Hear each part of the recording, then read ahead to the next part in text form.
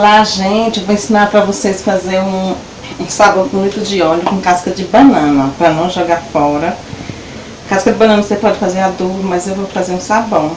Eu não sei os benefícios do sabão da banana, mas eu vou fazer aqui.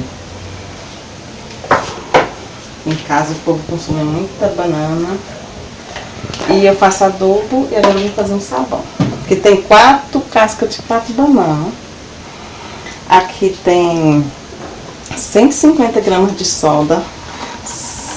Escama, pode ser 70% ou 100%. Eu sempre faço com 70% e dá certo. Em 200 ml de água.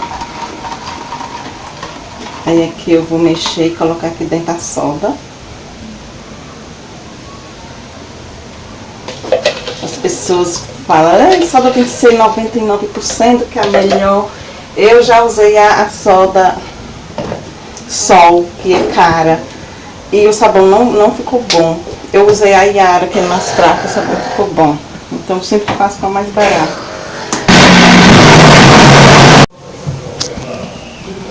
Aqui eu bati até triturar a casca de banana bem triturada. Agora aqui eu vou acrescentar uma colher de sal. O sal é só pra ficar o sabão melhor ainda, que o sal é muito bom pra lavar roupa, para lavar louça. Vou bater essa prontinho, gente. Olha como rendeu. Como ficou escuro das cascas da banana. Ó, como sabonificou, fica assim, cheio de bolinha, ó. Sabonificou. Eu vou colocar aqui nas forminhas. Olha como ficou um mingau bem grosso.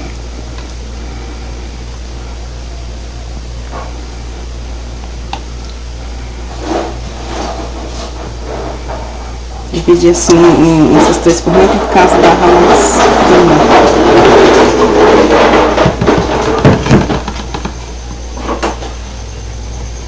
Prontinho, daqui a pouco eu mostro o resultado. Ok, gente, o resultado do sabão de casca de banana. Deu essas 6 barras de sabão. Eu fiz ontem de tarde, hoje é outro dia de tarde, ele tá bem duro, ó.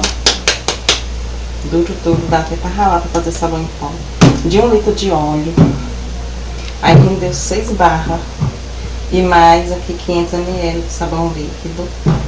Aqui é 300 ml e aqui 200 ml de sabão líquido. Olha só como ficou. Bem grosso. Bem grosso. E eu não vou nem fazer o teste de espuma, porque já espumam bem. Tá bem grosso, maravilhoso.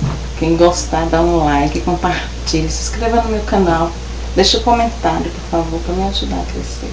Deus abençoe a todos. Beijo.